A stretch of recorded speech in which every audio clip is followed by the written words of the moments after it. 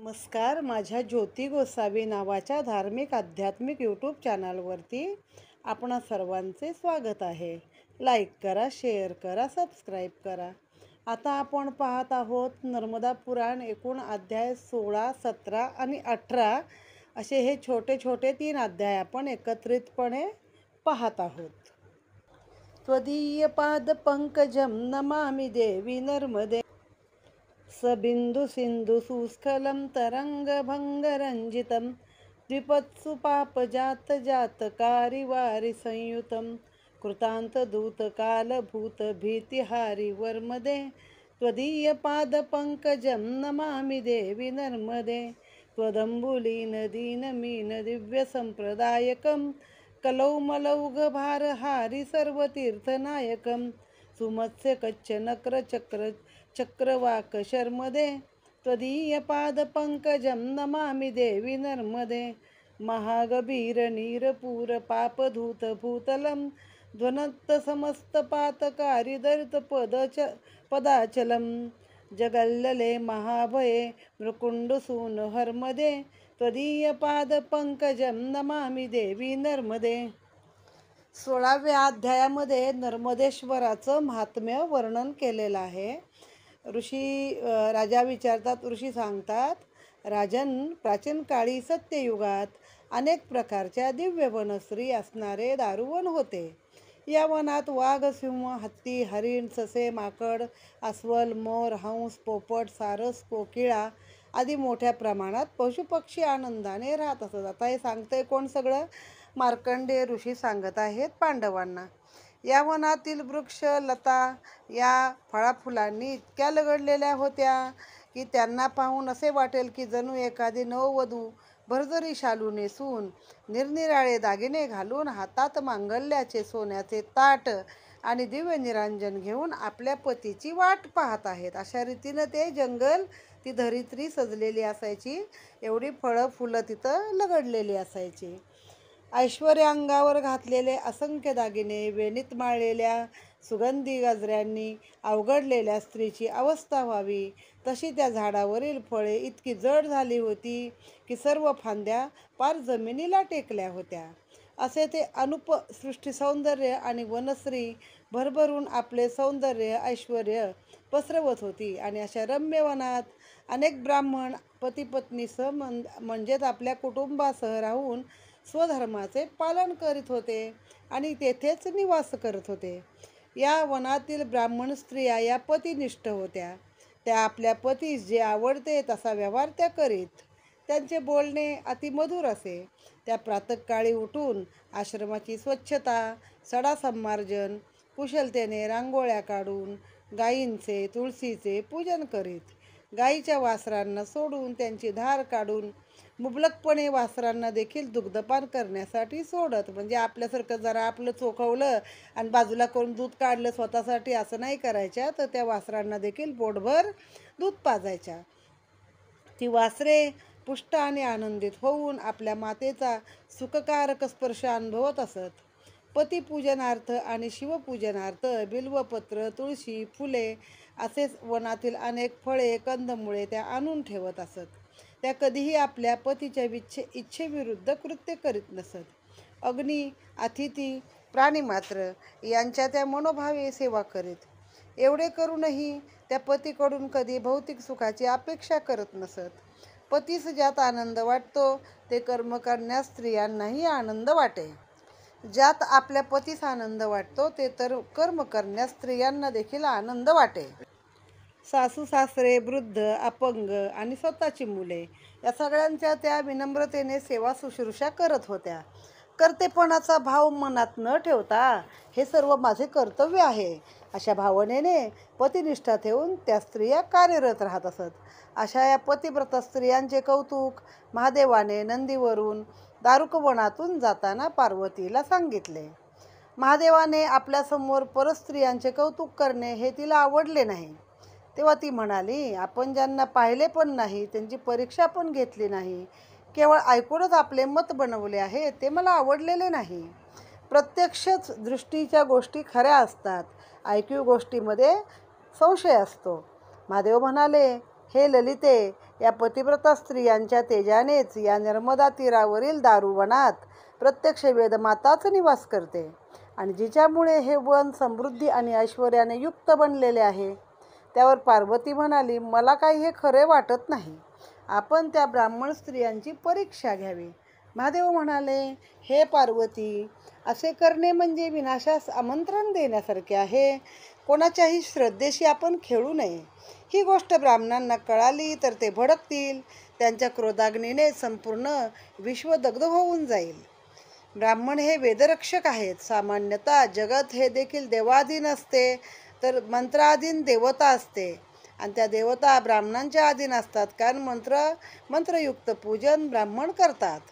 कारण ब्राह्मणाने मंत्र म्हटल्यावर त्याचा हविर्भाग पोहोचतो, त्यामुळेच ते पुष्टवत होतात. म्हणून ब्राह्मण हे मोठे दैवत आहे. म्हणून ब्राह्मणाचा दोष, द्रोह आणि क्रोध येईल असे कुठले कृत्य करू नये. म्हणजे शंकराने पण पार्वतीला सांगितलं की जगाचं सर्व कल्याण जरी देव करतात तरी त्या देवांना मंत्रतंत्राद्वारे हविर्भाव म्हणजे यज्ञामध्ये मिळणारं जे काही आहे भाग आहे त्या देवाचा हविर्भाग तो सर्व ब्राह्मण पोचवतात.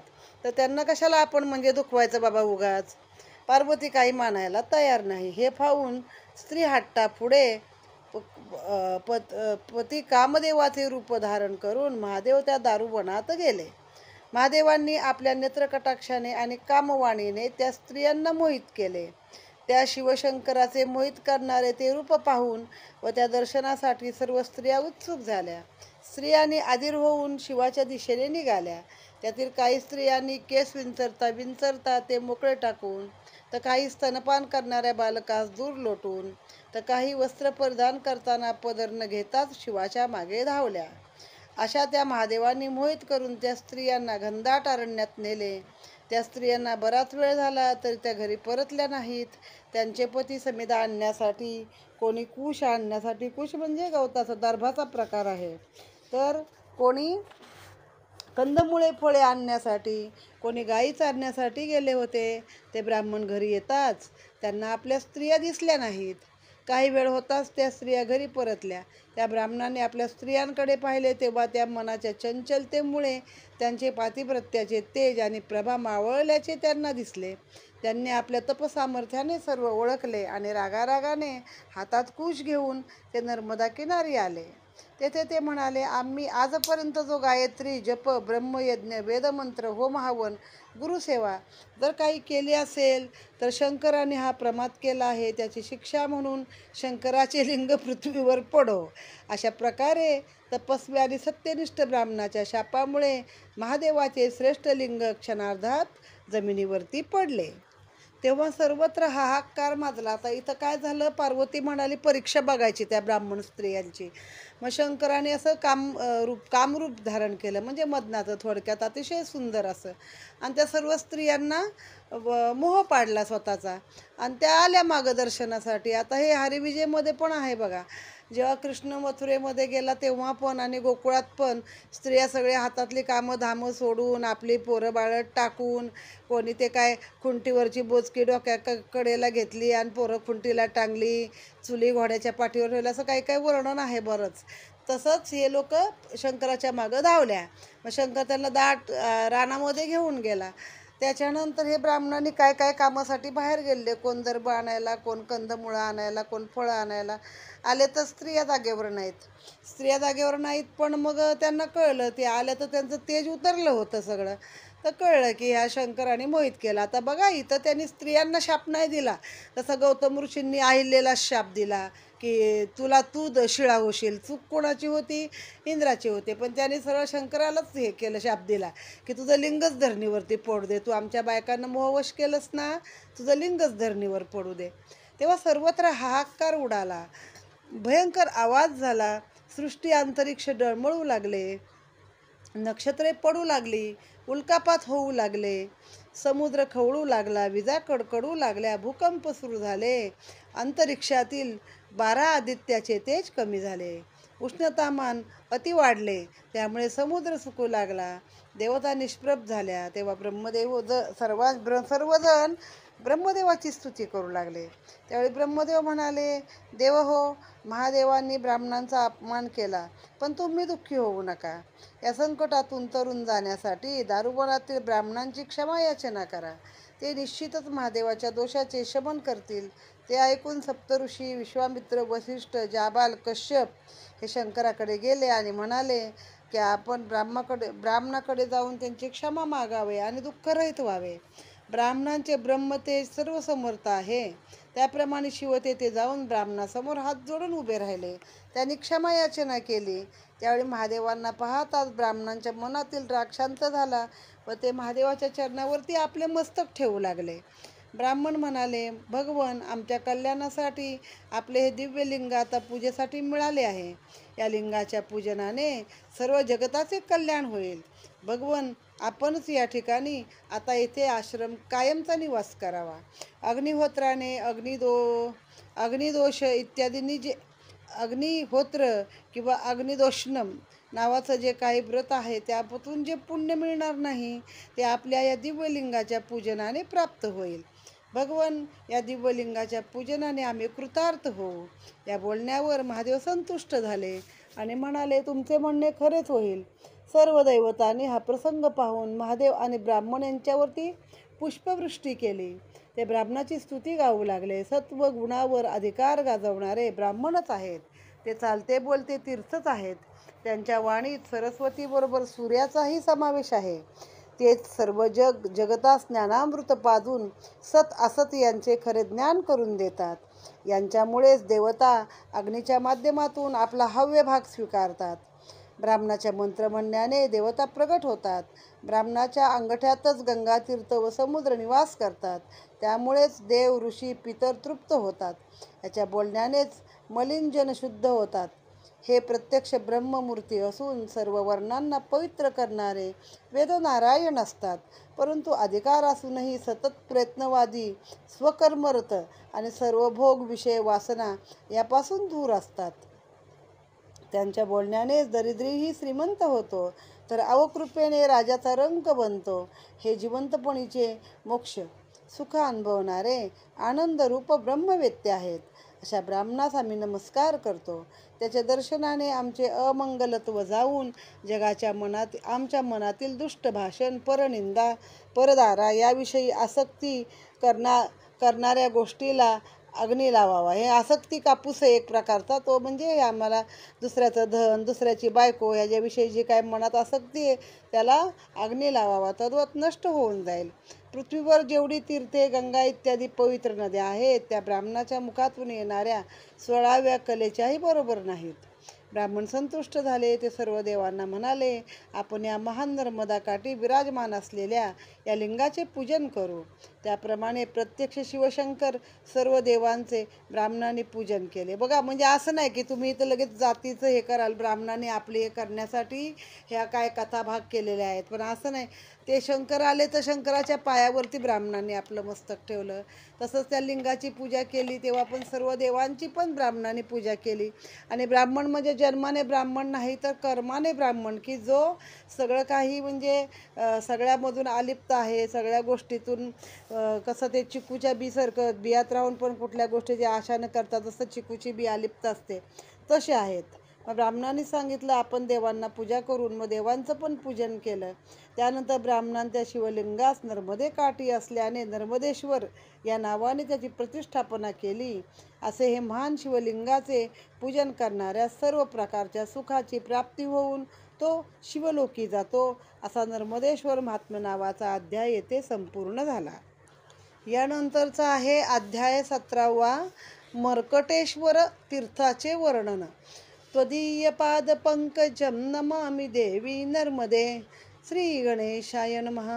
श्री मार्कंडेय ऋषी सांगतात, राजन, पूर्वी त्रेतायुगाच्या पहिल्या चरणात सगर राजा होऊन गेला. त्याने अनेक प्रकारचे यज्ञ, दानधर्म आदी धर्मकृत्ये केली. तो नेहमी नर्मदा किनारी जाऊन लिंगपूजन आणि नर्मदा पूजन करत असे. एकदा त्याला प्रत्यक्ष नर्मदेचे दर्शन घडले. त्यावेळी त्याने तिला नमस्कार करून तिची पुष्कळ स्तुती केली व त्याने आपल्या पुढील वंशाविषयी भविष्य विचारले. तेव्हा नर्मदा म्हणाली, हे नृपोत्तमा, त्रेतायुगाच्या पहिल्या चरणात तुझ्या वंशात भगीरथ नावाचा राजा होईल. तो गंगेला पृथ्वीवर घेऊन येईल.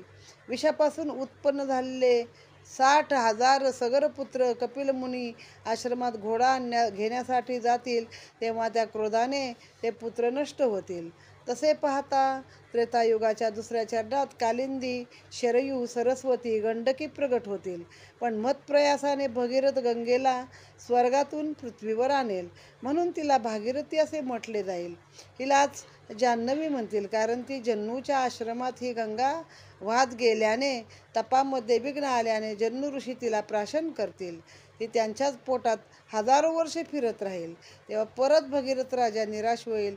पुन्हा ती शिवाची उपासना करतेल. तेव्हा तो जन्नूजवळ जाऊन त्यांना विनवू लागेल. तेव्हा क्रोधाने जन्नू त्याला काही तप करण्यास भाग पाडतील. कठोर तपश्चर्येने प्रसन्न होऊन जन्नू गंगेला सोडून देतील. त्यामुळे त्या पावन गंगेचे नाम जान्हवी असे पडेल. या पवित्र गंगेस शिवमस्तकी धारण करतील व तिच्या भयानक प्रवाहास रोखतील. तो गंगास्तवन करील आणि गंगा स्वर्गातील मंदाकिनी, भूलोकी गंगा तर पाताळात भोगावती नावाने प्रसिद्ध होऊन अनेक लोक कल्याण करेल. पुढे भगीरथ आणि मागे गंगा येऊन कपिलाच्या शापाने दग्ध झालेल्या सगरांचा उद्धार करतील आणि पुन्हा नर्मदा किनारी येऊन कार्यसिद्धी झाली म्हणून तपोभूमीवरती शिवलिंग प्रतिष्ठापना करतील. तेच हे गंगाधरेश्वर तीर्थ म्हणून ओळखले जाईल. सगराची कथा आपल्या सर्वांना माहीतच आहे. एक राजा सगर होता. त्याच्या 2 राण्या होत्या, केशिनी आणि सुमती. त्या सुमतीच्या पोटी 60,000 पुत्र जन्माला आले आणि केशिनीच्या पोटी एकच पुत्र जन्माला आलेला असतो. खरं त्याचं नाव असमंजस ठेवलंय, पण तोच खरा समंजस असतो. आणि मग काय होतं, ते अश्वमेध करण्यासाठी घोडा सोडतो राजा आणि 60,000 पुत्रांना आपल्या त्या घोड्याचं रक्षण करायला पाठवतो. तो घोडा चुकून कपिल मुनींच्या आश्रमात जातो. मुनींना काय माहीत नसतं. मुनी तो घोडा बांधून ठेवतात. हे सगराचे पुत्र तिथे जातात पाताळात शहाणपणा करत आणि त्या मुनींवरती चोरीचा आरोप घालतात. मग त्या कपिल मुनींना खूप राग येतो आणि त्यांच्या डोळ्यात नालल्या ज्वाळेनं ते सगराचे 60,000 पुत्र भस्म होतात. आणि मग त्याचा तो जो दुसरा मुलगा आहे, त्याचं नाव असमंजस किंवा अंशुमन आहे, त्याचं नाव असमंजसच आहे. त्याचा मुलगा पुढे अंशुमन आहे. तर मग तो जातो की बाबा आपले भावांचं काय झालं. मग ते सांगतात माझ्या रागात ते भस्म झाले. मग तिथून पुढे 3 पिढ्या ही माणसं गंगा म्हणजे त्याचं हे काय बाबा फलित काय, आता हे जिवंत कसे होतील. तर जो कोणी गंगा जमिनीवर आणेल तर जिवंत होतील. मग त्याचा नातू त्याचा म्हणजे असमंजसचा अंशुमनचा भगीरथ आणि शेवटी मग भगीरथाने ती गंगा जमिनीवर आणलेली आहे. तर तीच ही कथा आहे आता सांगितलेली आपल्याला. आणि ते 60,000 पुत्र कसे गेले आणि मग या गंगेची काय काय नावं आहेत. मग ती एकदा आणताना स्वर्गातनं खाली काय झालं, जन्नू ऋषींच्या आश्रमातून जवळून गेली. तर त्यांना काहीतरी त्यांच्या तपामध्ये त्रास झाला तर त्यांनी ती पिऊन टाकली. बघा, एवढी मोठी गंगा पिऊन टाकली. मग पुन्हा ते शंकराकडे गेले. मग पुन्हा त्यांनी भगीरथाने म्हणजे भगीरथ प्रयत्न हा जो शब्दच आहे की कुठं निराश न होता सातत्याने प्रयत्न केला तर स्वर्गातून गंगासुद्धा पृथ्वीवरती आणता येईल असा त्याचा अर्थ आहे. मग परत ते तपश्चर्या केली आणि मग ती दिली सोडून तपश्चर्याला खुश होऊन. त्यांच्या जंगेमधून वाहते म्हणून ती जान्हवी आहे. मग परत शिवाने मस्तकाला धारण केली आणि मग ती जमिनीवरती आली आणि मग ते सगराचे पुत्र जिवंत झालेले आहेत. आणि मग त्यांनी ते तिथं येऊन नर्मदा काठी पुढे भगीरथ मागे गंगेचा लोट असं वाहत आले. ते पुत्र जिवंत झाले. मग नर्मदेच्या किनारी येऊन ही कार्यसिद्धी झाली म्हणून त्यांनी तिथं एक लिंग स्थापन केलं. त्याचं नाव गंगाधरेश्वर तीर्थ म्हणून ठेवलेलं आहे. आता याच गंगाधरेश्वराच्या तपोभूमीमध्ये एका माकडाचा कसा उद्धार झाला मर्कटाचा, त्याला कशी गती मिळाली हे तुला मी राजन त्याच्या नावावरूनच सांगतो की मर्कटेश्वर याचा अर्थ माकडाचा एका पवित्र केला आहे. त्रेतायुगात सत्यसेन नावाचा राजा होऊन गेला. त्याची आवडती शृंगार वल्लरी नावाची राणी होती. ती पूर्वजन्म जाणणारी असून ती सुलक्षणी होती, पण तिचे मुख वांद्राप्रमाणे होते. शिकारीसाठी राजा संपन्न अशा नर्मदा किनारी गेला. तेव्हा ती राणी पण त्याच्याबरोबर वनात गेली आणि निसर्ग सौंदर्य पाहू लागले. सौंदर्य पाहताना तिचे लक्ष एका झाडीत गेले. त्या झाडीमध्ये तिला एक मस्तक तुटलेले दिसले. ते पुष्कळ वर्षापूर्वीचे होते. त्या कवटीला पाहून अति तिरस्काराने एका शिपायाने ती कवटी नर्मदा जलामध्ये टाकली. आता त्या जलाचा स्पर्श होताच माकडाप्रमाणे दिसणारे राणीचे तोंड कमळाप्रमाणे तिला सौंदर्य प्राप्त झाले. सर्वांनाच ही गोष्ट मोठी विस्मयकारक वाटली. यावर राणीला प्रश्न विचारला, हे कसे घडले? तेव्हा राणी म्हणाली, पूर्वी मी माकडीण होते. त्या वनामध्ये असंख्य बांबूची झाडी होती. इकडून तिकडे उड्या मारताना त्यातील वाऱ्याने एक वेळू तुटला आणि त्या फाटण्याच्या वेगात उडी मारताना माझा शिरच्छेद झाला. माझे धड नर्मदा जलात पडले, पण शिर मात्र झाडीतच अडकून राहिले. त्यामुळे त्या पडलेल्या धडास नर्मदा जलाच्या प्रभावाने दिव्यत्व प्राप्त होऊन ते स्वर्णकांतिमय झाले, म्हणजे सोन्यासारखे. पण मुख मात्र मरकट स्वरूपातच राहिले. पण आता त्या पूर्वीच्या शिल्लक राहिलेल्या मस्तकास नर्मदा जलाचा स्पर्श होताच त्याच्या दिव्य प्रभावाने माझे माकडासारखे मुख होते ते अप्सरेप्रमाणे झाले. ही सर्व नर्मदा जलाची किमया आहे. ही सर्व गोष्ट सैन्यात पसरली. राजालाही आपले सुकोमल व सौंदर्य संपन्न पत्नी पाहताच अतिशय आनंद झाला. राजाने त्या ठिकाणी पुष्कळ दानधर्म केला. अनेक ब्राह्मणांना सुवर्ण, रत्न, वस्त्र, गायी, धनधान्य दिले. मनोभावे स्नान करून त्या शिवलिंगाची पूजा केली. देवपितर यासाठी तर्पण केले. त्यानुसार सर्व सैन्यासह त्या राजाला दिव्य भोग आणि उत्तम लोक प्राप्त झाला. हा तीर्थमहिमा जे श्रवण करतात त्यांना राज ऐश्वर आणि अंती शिवलोकाची प्राप्ती होईल, असा मर्कटेश्वर नामाचा महिमा आहे. इथं हे मर्कटेश्वर महात्म्य संपूर्ण. आता या कथेत काय सांगितले, छोट्याच्या शेवटी एक राजाची राणी होती. ती दिसायला खूप सुंदर होती. तिचं नाव शृंगार वल्लरी. बाकी सगळा देह एकदम सोन्यासारखा होता, पण चेहरा मात्र माकडासारखा होता. मग आता ते असेच एकदा शिकारीला गेला राजा नर्मदा किनारी. बायकोला पण घेऊन गेला. ती तिथलं सौंदर्य पाहत होती. तिथे एक तिला झाडीमध्ये मस्तक तुटलेलं दिसलं, म्हणजे नुसती कवटी होती. पुष्कळ वर्ष झाले. शिपायानं तिरस्काराने ती कवटी दिली नर्मदेच्या पाण्यामध्ये टाकून. त्याबरोबर हिचं माकडाचं रूप जाऊन हिचा चेहरा अतिशय सुंदर आणि असा सौंदर्यवान झाला. तर तिला मागच्या जन्माचं ज्ञान होतं. मग तिला राजाने विचारलं काय झालं. मग तिने सांगितलं, मी खरी माकडीण होते इथं, आणि इकडून तिकडे उड्या मारताना ते बांबूची झाडी होती, तर तो वेळू तुटला आणि त्या वेळूच्या त्या फाटण्याच्या नादामध्ये आणि उडीमध्ये वेगामध्ये माझं तिथं शिरच्छेद झाला. डोकं पडलं त्या बांबूच्याच बेटामध्ये खाली आणि धड मात्र नर्मदेत पडलं. म्हणून मला सोन्याचं रूप झालं तयार आणि मी तुमची राणी झाले. पण चेहरा मात्र माकडाचाच राहिला. आणि आता ते धड उरलेलं जे होतं कवटी, ती पण आता पाण्यामध्ये टाकल्यामुळं मला आता पूर्ण रूप प्राप्त झालं आहे. मग असा त्या माकडाचा उद्धार झाला. ती राणीचं रूप झालं. आणि मग त्या बाकीच्या सगळ्या सैन्यात ही बातमी सगळ्या पसरली. सर्वांनी तिथं ते लिंग स्थापन केलं, त्याचं पूजन अर्चन केलं आणि राजा सैन्यासकट आपल्या तो अंती मोक्षाला पावलेला आहे. तर अशी ही मर्कटेश्वराची त्या अध्यायाची कथा आहे. हा अध्याय 17 संपूर्ण. यानंतर अध्याय 18 आहे करंजेश्वर तीर्थमहिमा. त्वदीय पाद पंकजम नमामि देवी नर्मदे. श्री मार्कंडेय म्हणतात, राजन, सत्ययुगात ब्रह्मदेवाचे मानसपुत्र मरीची हे होते. हे वेद जाणणारे असून परम तपस्वी, ब्रह्मदेवाप्रमाणे स्थितप्रज्ञ होते. त्यांच्यात दया, क्षमा, दम, दान, सत्य, शुद्धी आणि नम्रता हे गुण होते. त्यांचे कोणते? मरीची ऋषी. त्यांचे श्रेष्ठत्व जाणून दक्षाने मरीचीला आपली सुकन्या कोणाला द्याव्यात असा प्रश्न केला व या कन्यांसाठी कश्यप अनुरूप असल्याचे त्यांनी सांगितले. त्याप्रमाणे प्रजापती दक्षाने आदिती, दिती, दनू अशा 10 कन्यांचे कन्यादान केले. त्यातील दनू या पत्नीपासून करंज नावाचा पुत्र झाला.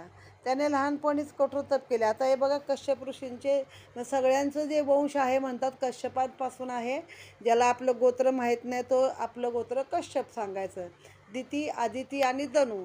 तर आदितीपासून देव, दितीपासून राक्षस दैत्य, दितीपासून दैत्य आणि दनूपासून दानव निर्माण झालेले आहेत असं सांगितलं जातं. मग त्या आता दनूच्या पोटी एक करंज नावाचा मुलगा झालेला आहे त्यांना. त्याने लहानपणीच मोठं कठोर तप केलं. नर्मदेच्या तटावर राहून सर्व यम नियम पाळून कंदभाज्या फळे खाऊन कृच्छ चांद्रायण व्रत केलं. त्याच्या घोर तपश्चर्येने शिवशंकर प्रसन्न झाले व त्यांनी त्यास वर माग म्हणून सांगितले. त्यावर त्याने असा वर मागितला की माझे पुत्र धर्मशील होत. हे ऐकून अतिप्रसन्न अंतःकरणाने महादेवांनी तथास्तु म्हणले. शिव अंतर्धान पावल्यावर तो दैत्य करंदेश्वर नावाने शंकराची त्यांनी तिथं प्रतिष्ठापना केली आणि तो निघून गेला. तेव्हापासून हे तीर्थ सर्वश्रेष्ठ बनले. ज्या पुरुषास येथे मरण प्राप्त होते तो शिवलोकी वास करतो.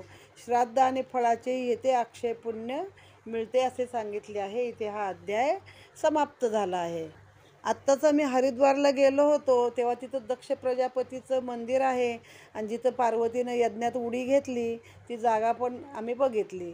मग ते आपल्याला माहितीच आहे ना, शंकराचा अपमान केल्यामुळे पार्वतीनं उडी मारली त्या यज्ञामध्ये. तर असा तो दक्ष प्रजापती, त्याने विचारलं माझ्या कन्या कोणाला देऊ, तेव्हा त्या कश्यपांना देण्याचं सांगितलेला उल्लेख आहे. आता यात कृच्छ चांद्रायण व्रत आलेलं आहे. तर त्याची माहिती असे आहे की चंद्राच्या कलेप्रमाणे अन्नाचे घास कमी जास्त करायचं असं हे महिनाभराचं व्रत असतं. तर ह्या व्रतात जर पौर्णिमेला सुरुवात केली तर पहिले 15 घास जेवण घ्यायचं आणि हळूहळू कमी करत अमावास्येला काहीच खायचं नाही, उपवास करायचा आणि पुन्हा अमावास्येपासून पौर्णिमेपर्यंत 1 घास 2 घास असं 15 दिवस करत 15 घास खायचे. मग त्या काळामध्ये ब्रह्मचर्य पालन आहे, जमिनीवर झोपायचं आहे, चांगले विचार करायचे आहेत, दोन्ही टाईमला संध्यावंदन करायचं आहे, देवपूजन, गायत्री मंत्र, जप, हवन हे सगळं करायचं. तर हे शारीरिक आणि मानसिक रूपाने माणसाला तंदुरुस्त आणि शुद्ध ठेवतं असं या व्रत फलदायी मानलेलं आहे. अशी चांद्रायणाची अनेक व्रतं आहेत, त्यातलं हे एक कृच्छ चांद्रायण व्रत आहे. आता इथे तिन्ही अध्याय संपलेले आहेत, 16, 17 आणि 18. नमामि देवी नर्मदे त्वदीय पाद पंकजम नमामि देवी नर्मदे नर्मदे हर नर्मदे हर नर्मदे हर.